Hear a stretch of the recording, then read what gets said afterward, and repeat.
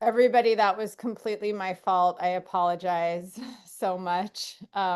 Heather was just getting to the good part, so hopefully she'll get back on and we can restart. Sorry.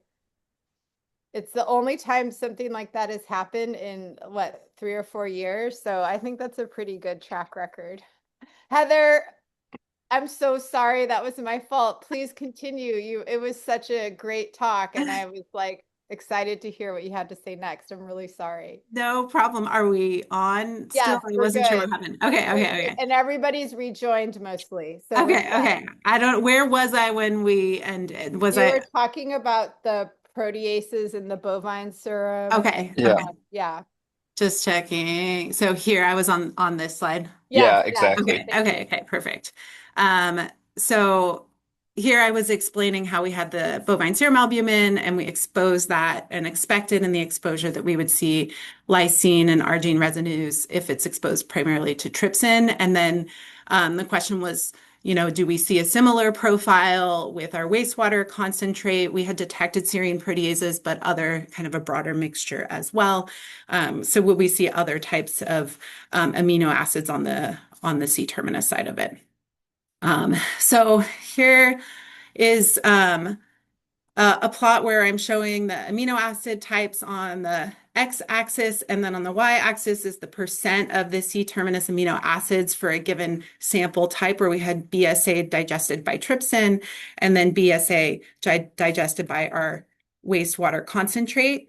Um, and you can see that lysine and arginine were the top two detected amino acids on the C-terminus end of the peptide for both trypsin and for the wastewater concentrate where BSA was digested. So we had this kind of similar profile with the wastewater concentrate compared to what we saw with digestion just by trypsin, but we did see some, less specific cleavage pattern or a bit broader proteolytic activity profile here with some of these other amino acids somewhat more dominant in the profile. So kind of interesting to see that consistency here but also have some, variability associated with the wastewater, which we would expect. So if we think about, properties that are likely to influence the inactivation potential of viruses, so we've been looking at protein digestion in these previous assays. You can think about, and this is our stereotypical, right, T4 bacteriophage that I always love the image of, but we have potential trypsin cleavage sites of lysine and arginine. So from the protein data bank, here is just highlighting some locations of lysine and arginine that are potentially surface available, but maybe compact, right? So the relative accessibility of surface proteins could impact the ability of enzymes to access those sites. Also, whether there's an activation occurring might be or would be impacted by the location of the types of residues that are targeted. So if it's at cleavage sites that are close to receptor binding domains, that can influence binding and infection. Whether or not there's a lipoprotein envelope, so relative hydrophobicity or stability, glycosylation of the proteins, all of these factors of different types of viruses could influence the inactivation potential of these proteases that are active in wastewater. So we decided to take a set of test viruses to look at some of the variability of activity and inactivation. We had influenza A, as we discussed earlier, so a enveloped virus, 80 to 120 nanometers in size, and has this segmented single-stranded RNA virus. So our interest in potential degradation of nucleic acids, we wanted to focus on RNA, which is known to be much less stable in environmental matrices in general. So once the RNA gets outside of the protected viral capsid or other proteins to protect it, it can degrade quite quickly in environmental samples. And then comparing that to several bacteriophages, so we used Phi6, which is also enveloped, similar size. In this case, has a double-stranded RNA virus or RNA nucleic acids. And then Phi-X174 and T4, which were our non-enveloped model viruses that we used. Both of these have DNA viruses, either single-stranded or double-stranded in nature. And we only evaluated the degradation of nucleic acid side by side with our inactivation tests for influenza A, given the known susceptibility of single-stranded RNA to degradation. So I'll first show you the results of our inactivation experiments with our non-enveloped viruses.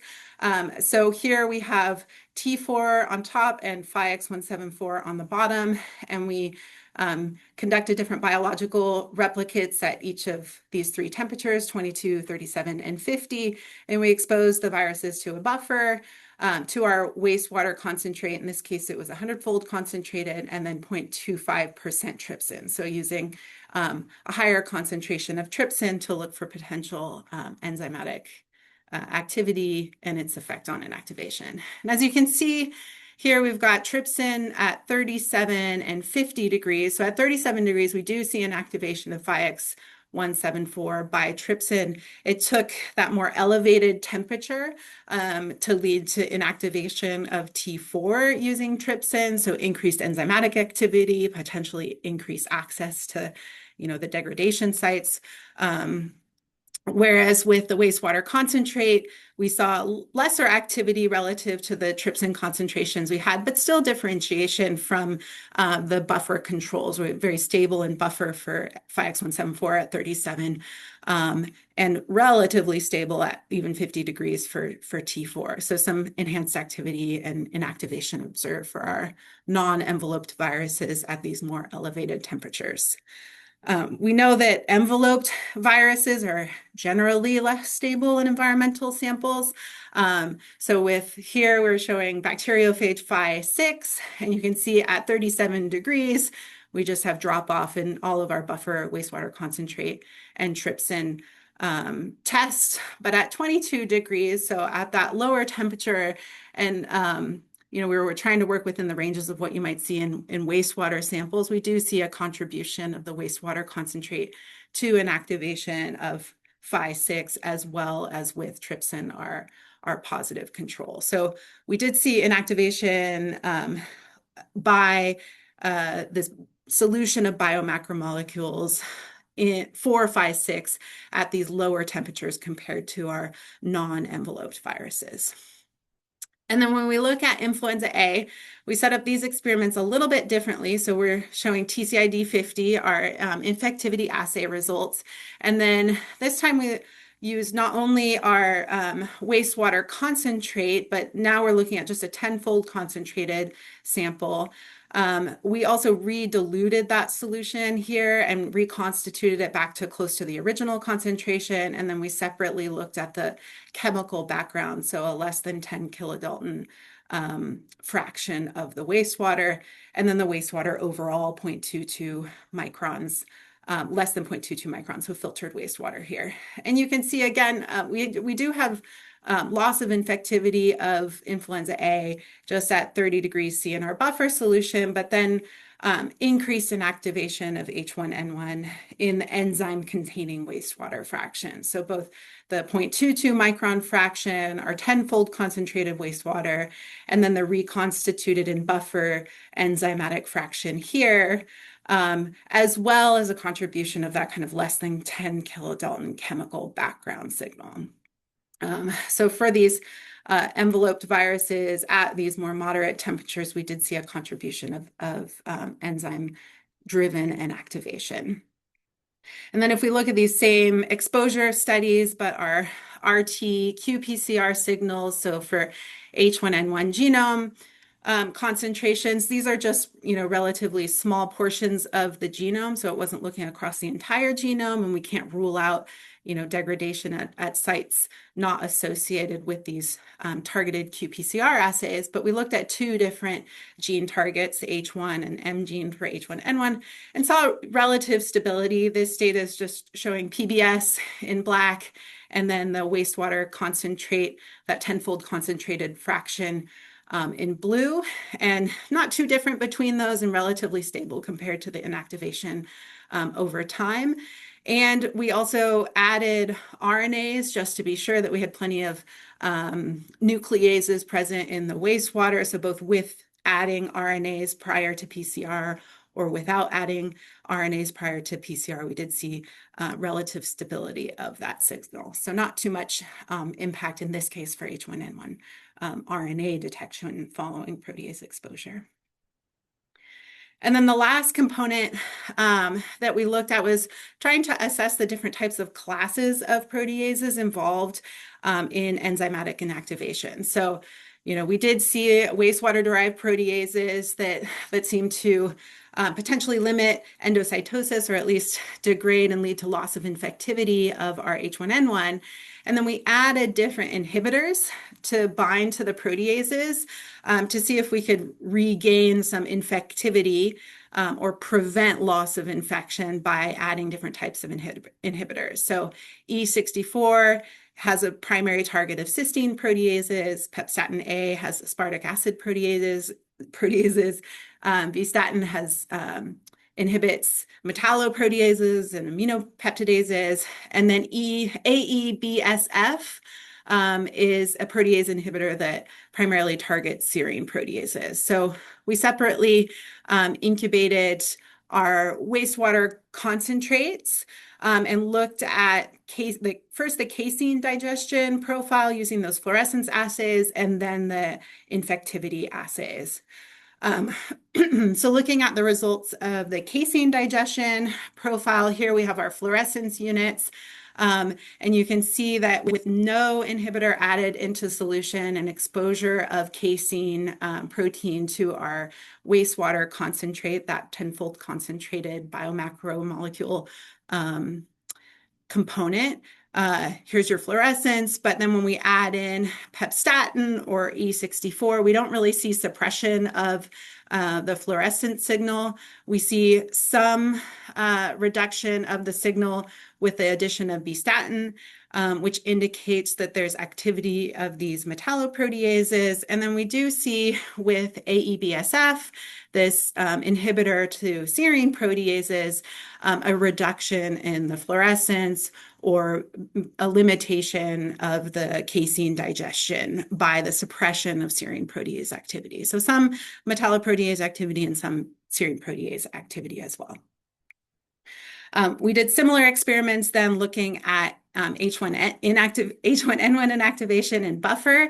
And so here you can see even with the addition of AEBSF or the other inhibitors, we have a similar inactivation profile when we have just H1N1 in buffer. Whereas here, looking at H1 inactivation in the wastewater concentrate, the inhibitors didn't seem to change the profile relative to our no inhibitor condition, but when we added AEBSF, we did see a slightly higher level of infectious viruses maintained. So the serine proteases in the wastewater contributed to the virucidal activity towards H1N1 in this case. And there's been some really interesting recent studies that have shown activity of serine and metalloproteases in lake water samples, and particularly looking at enterovirus inactivation, where even some point mutations on the surface of the virus can lead to greater environmental degradation or persistence. So even changes in single amino acids can potentially have an impact. So our study is generally consistent with that activity of the serine proteases, and in this case, contributing to some inactivation of influenza A in wastewater. So our kind of key takeaways from this study, wastewater proteomics, we used the method we previously developed to identify diverse proteases in wastewater in a non-quantitative way or semi-quantitative. We assessed the protease activity in wastewater and found that it does contribute to virus inactivation. There's, of course, an influence of temperature and concentration and the virus properties themselves, where we saw with those non-enveloped viruses greater non-enveloped viruses were more stable when exposed to these proteases until you reached higher temperatures compared to the more moderate temperatures where we saw inactivation. And that was true for H1N1 at intermediate temperatures, but we didn't see an impact on the RNA signal detection following inactivation.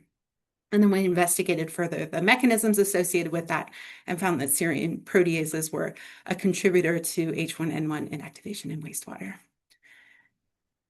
Okay, so once again, thank you to our awesome collaborators at Lawrence Livermore National Lab on proteomics, as well as the infectivity assays and working with viruses, and then to Jordan and Wenting in particular, who conducted this work in the lab, and Kara Nelson and Rose Cantor, who led us through the preview project through time. That project has just recently come to a close, and as well as our partners at UC Davis and the Proteomics Core Facility.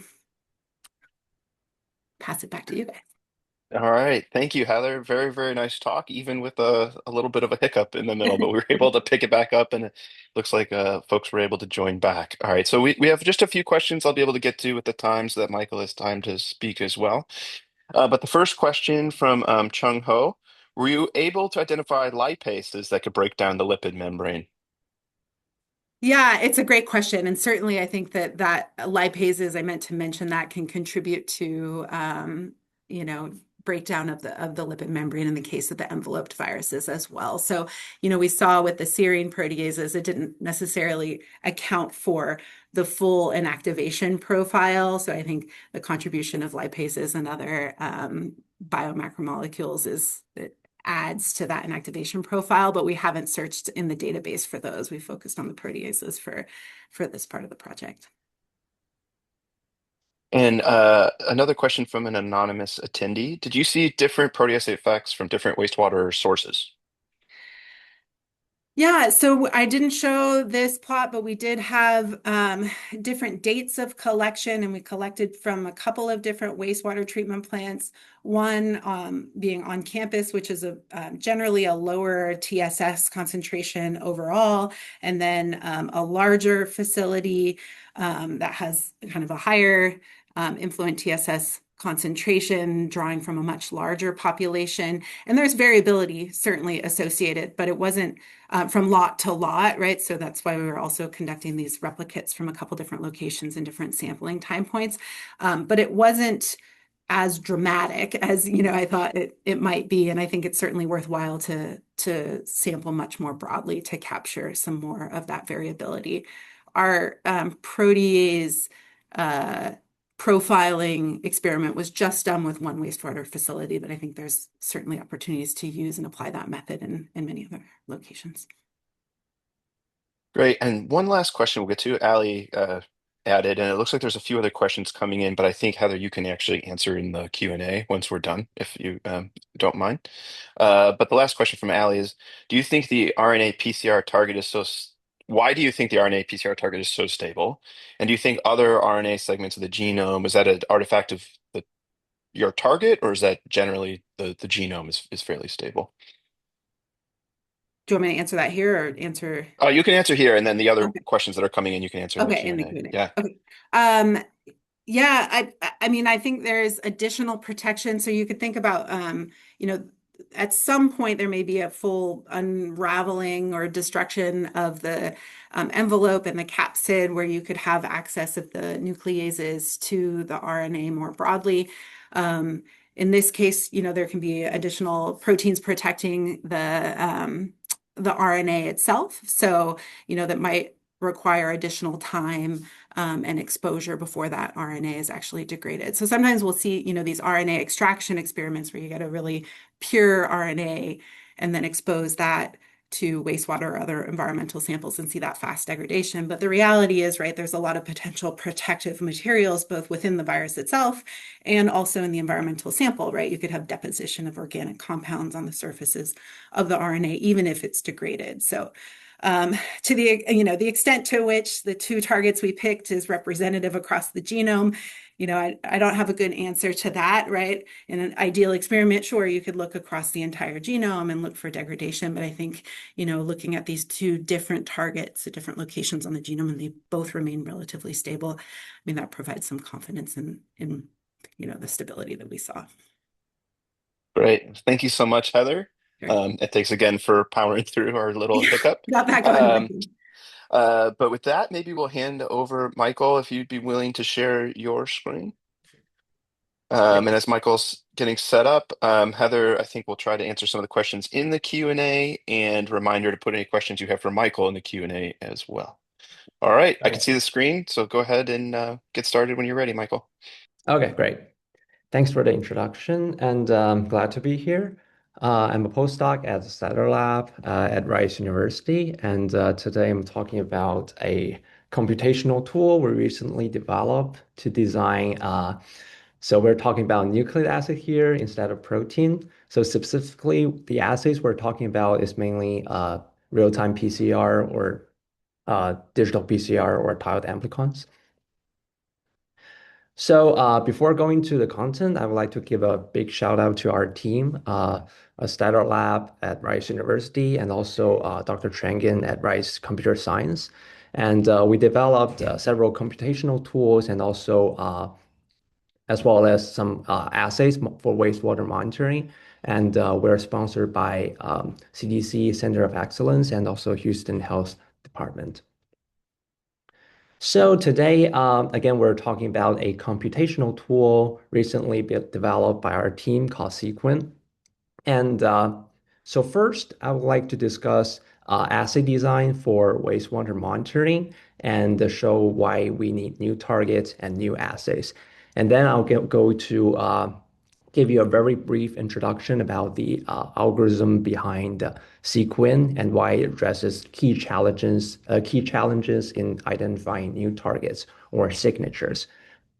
And then finally, I'll give you a very short example of how we develop a digital PCR assay for Mycobacterium tuberculosis with a for ddPCR wastewater monitoring. Okay.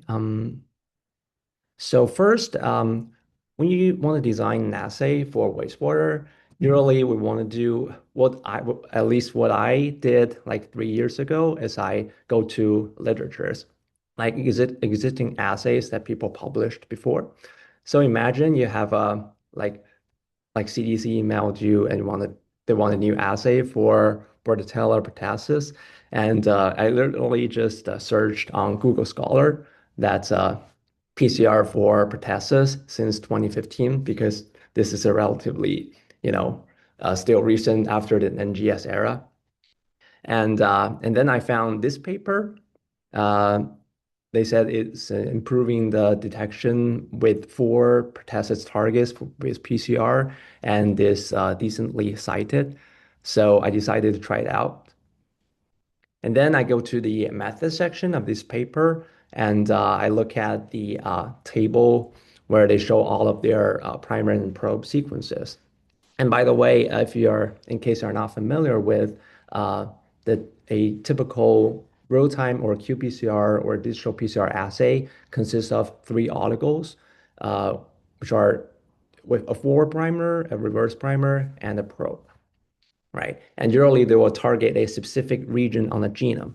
So in this case, for pertussis, these targets are usually some insertion sequences or the RECA gene.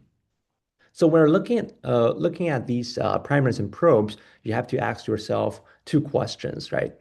So first one is these assays up to date, right? Because if you look at the citation of these assays, you'll find that they're actually designed in 2011. So if you look at the number of B. pertussis genomes on NCBI in 2011, compared to now, you'll find there's only 6 genomes back then, and right now there are like more than 2,000 of them. So apparently, a lot of new genomes or even new strains have emerged. And secondly, you're going to ask, are these targets actually specific for wastewater monitoring?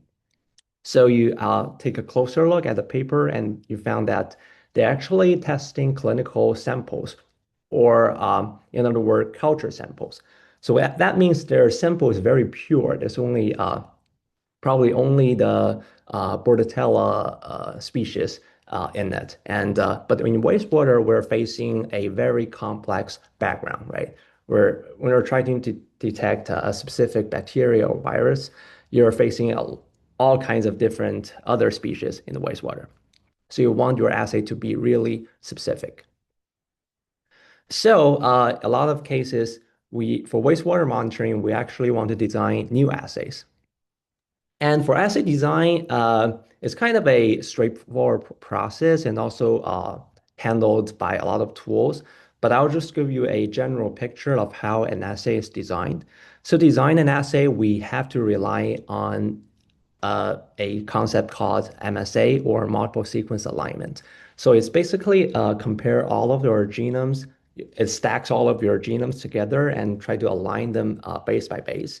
So the beauty of MSA is that it shows all of the different variations in your sequences or genome so that you can place your primers and probe to avoid those variations in your target strains. So for example, the B. pertussis strains. And then because it and then for your non-target neighboring strains like other species under Bordetella, you want your primer and probes actually overlap with those variations so that your assays are very specific to the other strains to be excluded. Right. So, like I said, luckily this problem has been solved by several published tools such as VarVamp or Oliver and Primal Scheme. Right. So basically, all of them takes the MSA of the whole genome or sequence and design the primer. But the problem is MSA is only feasible for viruses because viral genomes are relatively short and they are and they're like in a collinear manner, so there's no rearrangement. But for bacteria, a whole genome MSA is computationally infeasible mainly because first bacteria genomes are super large, right? There's really like 5 megabases instead of like viral genomes, it's only like a few thousand base pairs. And also a very complex feature of bacterial genomes that uh, they have a wide range of rearrangements, like insertions, inversions, and also they can exchange genomes between different cells through horizontal gene transfer. So all these put together, it means we cannot do a whole genome MSA and we cannot find a suitable region to target easily. So the solution to this problem is that we find a short so-called signature region that is sensitive and specific to your target. And then we make an MSA of the short signature region so that all of the existing tools can effectively design the assay. And then it gives you the problem is how do we actually find a signature region, right? So before we talk about how to find the signatures, let's give a proper definitions of what signatures are. So to put in short, signatures are genomic regions that are conserved with a target group of genomes. So if you look at this phylogenetic tree of MTB, usually the tuberculosis species will be your target, and all the other neighboring taxa or species or strains are your non-target genomes. Yeah. And so you want to design something that is super conserved or MTB and is very specific to your neighbors. But such signatures are very hard to find because usually there's if you look at if you go to NCBI taxonomy, you will find, especially for the well-known pathogens, you will find hundreds of thousands of genomes on the public database. And also for bacteria, again, they have all kinds of rearrangements and mutations, and sometimes even contamination because, as you know, this is a public database. So in short, signatures are very hard to find, especially for bacterial genomes. And the term signature is actually not a new one. And there's over the years, people have developed a lot of tools specifically to detect signatures within microbial genomes. but they all have two very hard limitations. The first one is they are too stringent. It means they only find regions with 100% sensitivity and specificity. It means this signature sequence must be, identical in all of your target genomes and not even found in any of your non-target genomes. And secondly, which is also related to the first one, they are very hard to scale. So imagine with the number of genomes increases, there's a much likely you will find a lot of variations in them. So it is less likely for you to find something that's 100% sensitive. And also their algorithm behind them is very not optimal. So they're also very computational expensive to detect the signature. So that's why we try to develop a new tool using a completely different approach. So we call it a sequence, and it uses a so-called minimizer graph algorithm to solve these two limitations. So minimizer graph, I'm not going to detail, is two main features is that it's very flexible and it has very high scalability. So minimizer are basically representative k-mers. K-mers are just short DNA sequences like 20 nucleotides. But minimizers only take around 1% of total k-mers. So the memory usage of your algorithm is relatively low. And then Sequent builds a graph of all the of all the minimizers in all of your input genomes, including targets and non-targets. And then they select, we call it signature subgraph that are sensitive and specific to your targets. And then we finally convert the subgraphs back to sequence space, and it generates a bunch of signature regions. Yeah. So we did some benchmarking between Sequent and other existing tools. So this table is only part of the results on our paper. We compare Sequent between FIR and UniqueSeq from genomes on NCBI taxonomy. So we have different sizes of data sets for for example, 100 and 1000, and also the full data set. And but this table has like many columns, but if you only look at these two columns called conservation and divergence, these are the ways we measure the sensitivity and specificity of the output signatures. And you can clearly see that Sequent outperformed the other two tools by a significant margin. And if you take a closer look at the scatter plot of each signature, you'll find the sequence signatures are actually, all of them have pretty decent quality because almost most of the signatures have very high sensitivity and they have a decent amount of divergence, which means they have a lot of mismatches and gaps against the non-target genomes. And secondly, Sequent is very efficient on large data sets. So on the largest NCBI data sets, all the other tools cannot handle this many genomes. But Sequent still can output signatures within 10 minutes and using a fairly low amount of memory.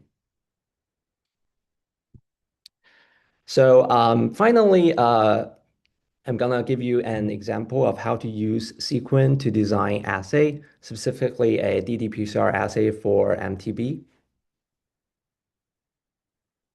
So just a quick callback on the design of assays. Like I said in the first section, so assay design heavily relies on multiple sequence alignment or MSA. But since we already have the signature regions, and it's fairly short, it's usually like 1,000 base pairs, we can easily make an MSA of only on the signature regions, right? And then we can just easily input those MSAs into existing tools, such as RVAMP. It has different modes of assay design, including a real-time PCR and digital PCR. And then we simply repeat this process on all of the Sequent output signatures, usually around 200 of them. And we do some in silico assay evaluation, which means we just computationally estimates the performance of each assay. And we simply just select the best one or ones of the final assay output. So the detailed workflow looks like this. And by the way, this we already have a prototype version of this pipeline available on GitHub. So it starts with of course, you have a target as an MTB, and you still have to decide your non-target taxa. Usually, that's all the species under the same genus. And then we run sequin to extract the signatures, and we do multiple sequence alignment or MSA for each signature, and run varvamp on each one of the MSA. And finally, the last step of the automated pipeline is we do in silico evaluation of each varvamp assay. And finally, we do some manual validation of the best assays because people usually trust what they see. At least for me, I don't trust anything output by automated pipeline and try to deploy it in practice, right? So first we need to choose the non-target taxa. So this is really straightforward, especially we have a nice NCBI taxonomy tree. If you could just go to NCBI taxonomy website and type Mycobacterium, you will find all these different species under the same genus. And you simply input the names of all these species to Sequin, and Sequin will automatically download all of the genomes from NCBI. And then Sequin will proceed to extract the signatures of all the downloaded genomes, including your target MTB and all the non-target neighbors. And after a short while, it will output around 250 signatures. And by the way, the total number of genomes is around 8.5 thousand. So these two figures are a brief summary of the statistics of the output signatures. The left one is a distribution of the signature length. And you can see most of them are under 1,000 base pairs, but they're still quite enough for ddPCR design because usually the amplicon size is only like 100 base pairs. And the second figure is the one I showed you before, is the conservation versus divergence, or sensitivity versus specificity. So this is just to validate that all of the output signatures are of high quality, where, for example, we're looking at the signatures on the upper right corner of this scatter plot. And then we just run MSA using whatever MSA software of your like.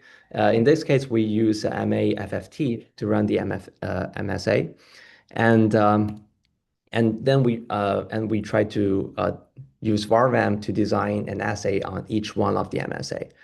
And note that not all of the MSA will yield an actual assay because sometimes varvamp will fail to design any of the assays from MSA.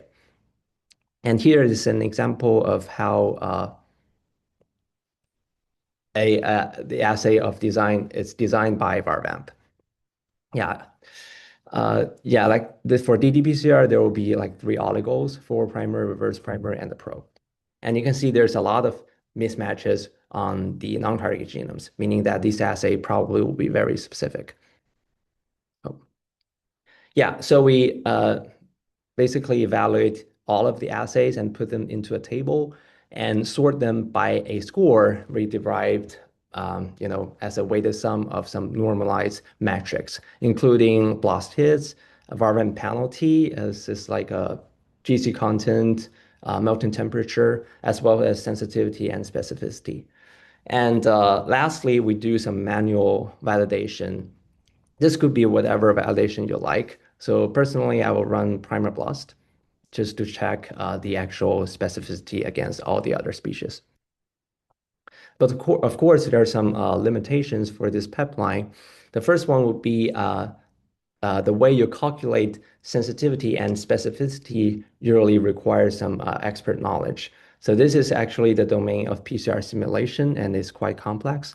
And also, varvamp and all the other tools they actually don't consider a group of non-target genomes. But since sequin takes a non-target group, so we assume that all the signatures are already very specific. But still, it would be great if those tools can consider a group of non-targets. Yeah. So the key takeaways is we need new assays for wastewater monitoring, and we can use sequin to effectively find new targets or signatures for your assay design. And then we can effectively integrate sequin with other existing tools for the optimized assay designs for wastewater monitoring. Okay. Finally, I've thanked my team, Stellar Lab, especially Dr. Statler and Jingjing, our coworkers, and also Dr. Chengin at CES department. And I'm happy to take any questions. Thank you so much, Michael. And I really enjoyed your talk, especially the framing and how you really identified why this is needed. Because Thanks. for people like me, it seems like there's so many tools already out there. So you really like squashed my question as to why do we need another tool, because you made the case well. Anyone in the audience, please put any questions you have for Michael in the Q&A. And we only have a few minutes, so we might not even get to those questions. But I'll start off with a question. You used the term specificity in your talk in two different ways. And the last way you talked about it when you were talking about the different assays, that's the way I normally think about it. It's like how it's sort of like minimizing the false positives by making sure that your assay is not going to cross-react. But then you used specificity also with the word divergence, and I think in a different way, because in that case, you were looking for low specificities, I think, or low specificities were acceptable. Whereas normally we think of good assays as having a specificity and sensitivity close to 1 as being ideal. Here, sensitivity close to 1 is good, but you're like saying those specificities are okay. Can you explain a little bit more about how you're using that term here? Yes. Yeah. That's a great question. And I have to make this more clear because the divergence is actually not the specificity. It's only an estimate of the specificity of the signature because signature is only a genomic region. It's not an actual assay. And specificity can be only evaluated for a assay, not a genomic region.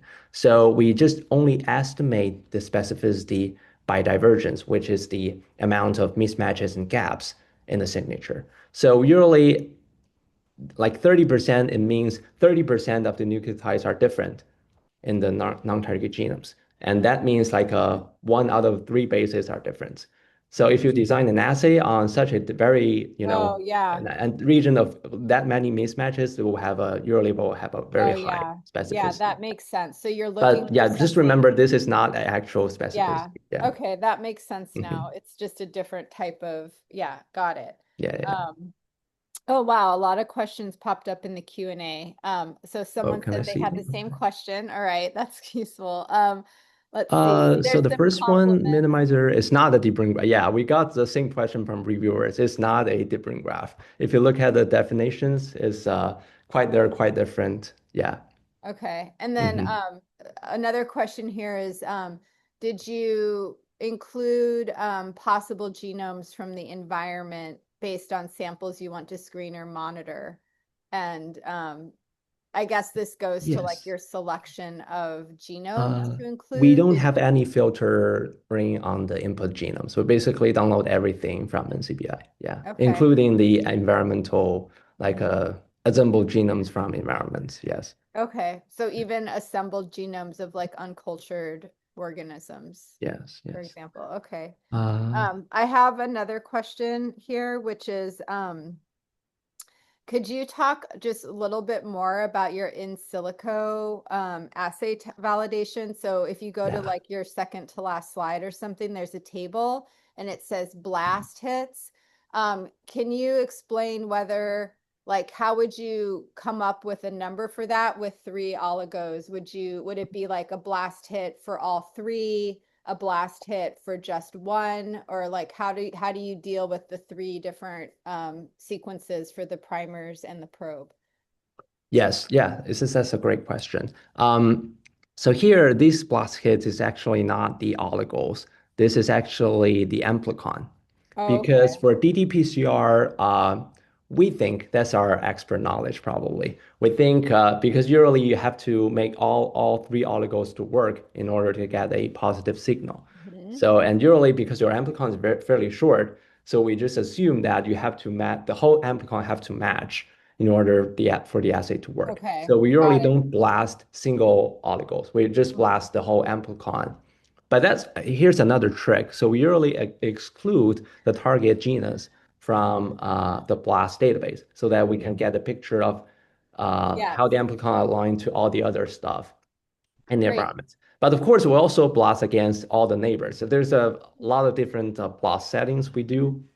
And also I would say these metrics are somewhat immature. So we're definitely going to improve it in the future.